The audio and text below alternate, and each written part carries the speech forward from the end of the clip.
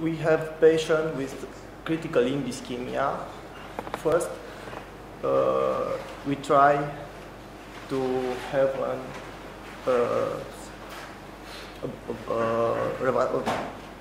classical revascularization for him, or an endovascular procedure. And some of the patients need amputation. Now we have a model of critical limb ischemia on rats, and we have a model of angiogenesis with cell therapy in critical limb ischemia. Our presentation underlined the necessity to find a balance between the ethical issue and the benefits of stem cell therapy, which still have to be demonstrated. Stem cells are progenitory cells which can differentiate into different types of cells. Stem cell therapy has been used in animal and several clinical studies to improve critical limb circulation. Critical limb ischemia is the most severe stage of atherosclerotic peripheral arterial disease associated with a high risk of amputation and mortality. The patients with critical limb ischemia are considered possible candidates for stem cell therapy. The risks associated with stem cell transplantation were reviewed in this presentation. The patients enrolled in this clinical trial are exposed to inappropriate stem cell migration, tumor formation, immune rejection of transplant cells, complication of immunosuppression therapy before and after transplantation, hemorrhage during transplantation, postoperative infection, and medical injuries. We emphasize the ethical issue raised by the use of the stem cells. Critical limb ischemia is a peripheral arterial disease associated with typical chronic ischemic rest pain or ischemic skin lesion, ulcer or gangrene, present of symptoms more than 2 weeks, and need a lot of medical investigation. Atherosclerosis is the major physiopathological process associated with an increased risk for amputation, 20 to 40%, and mortality 25 in the first years up to 45 after amputation. Quality of life of patients with critical limb ischemia is in many ways similar to that of some malignancies.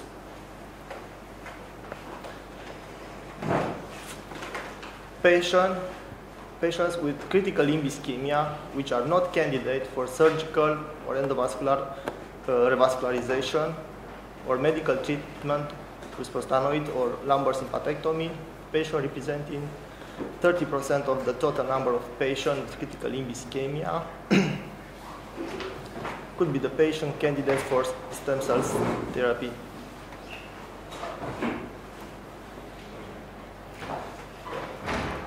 Therapeutic angiogenesis with stem cells. Stem cells have capacity to renew by symmetric division or can generate by asymmetric division and differentiation new tissue, usually in response to the action of cytokine and growth factor. We have embryonal stem cells or adult stem cells. Endothelial progenitory cells are bone marrow derived stem cells. Once arrived in the peripheral blood, are involved in the endothelial regeneration and angiogenesis in ischemic tissue, were isolated by Ashahara, who has demonstrated their ability to contribute to the formation of new vessels, and at different stage of differentiation induced angiogenesis in experimental model of critical limb ischemia animals. This is a represent of stem cells from pluripotent stem cells to endothelial stem cells, and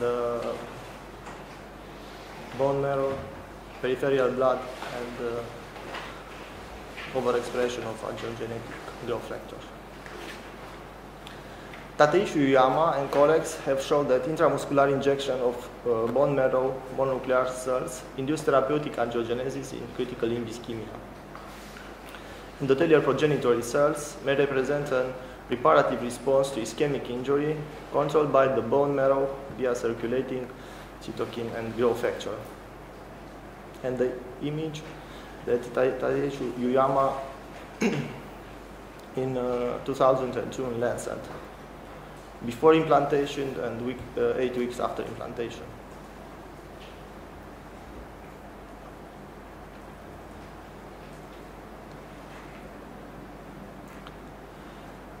Now we have 35 clinical trials in a different stage of progress. Only 30% are clinical, randomized, and double-blind. The inclusion criteria was the written informed consent, patient diagnosis with critical limb ischemia, age between 18 and 80 years, no indication for surgical revascularization, failure to respond to pharmacological treatment for 6 weeks, or other medical condition. Exclusion criteria: patient with estimated survival less than 6 months, with known bone marrow disease or other medical condition. And now the ethical challenges for stem cells therapy. Stem cells are involved in therapeutic agents whose development and manufacture require innovative procedure for ensuring purity and homogeneity. Cell type may differ in their ability to proliferate and safely implant in the body. They use positive risk of toxicity or severe immune response and tumorogenesis. Animal model might not accurately reflect the human model. Risk evaluation and safety standard for donation, testing, procurement, processing, storage, distribution, and prevent of stem cells. The relation between clinician and scientist, academic research and industries, issue concerning the patient, consent, surveillance of recipients, and social aspects. In response to this challenge, in 2008, International Society for Stem Cell Research proposed an ethical guidelines for clinical translational research. The documents contain 39 recommendations, most of which, according to Anthony Atala, were covered by 5 broad categories: cell processing and manufacture, preclinical study, clinical research, stem cell-based medical innovation, consideration of social justice. We are talking about minimal or extensive manipulation of the products, about autolog or allogenic use, about donor right and informed consent that cover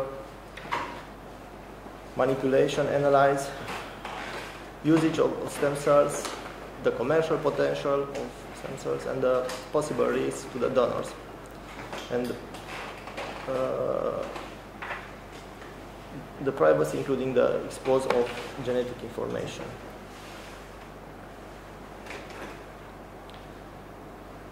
Evidence of product safety and proof of principle of therapeutic effects, assessment of the risk of tumorogenicity for any cell products, interaction of cells of stem cells with drug to which patient will be exposed after transplantation. Patient selection, informed consents. Patient needs to be informed that stem cells have never been tested before in human, and they should be informed about the source of the cells, monitoring, and the patient need to know that it's not other efficient therapy for him.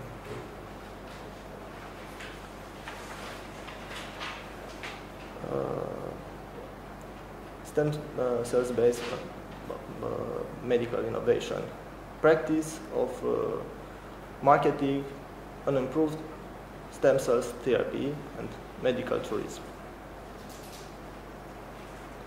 Consideration of social justice, public engagement, evaluation of benefits and risks, fair and broad access to the new diagnostic and therapy, affordable therapeutic intervention. And we still have this question: how we select our patient, what type of cell and growth factor should be used, the route of administration of stem cells, the safety, and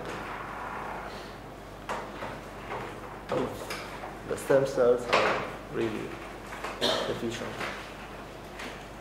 the stem cells therapy. Referring to the stem cells therapy research, care should be taken that there is a power oversight for this novel and potential harmful therapy, maintaining a balance between the ethical issue of stem cells therapy and the advantage that are still to be proven. Thank you.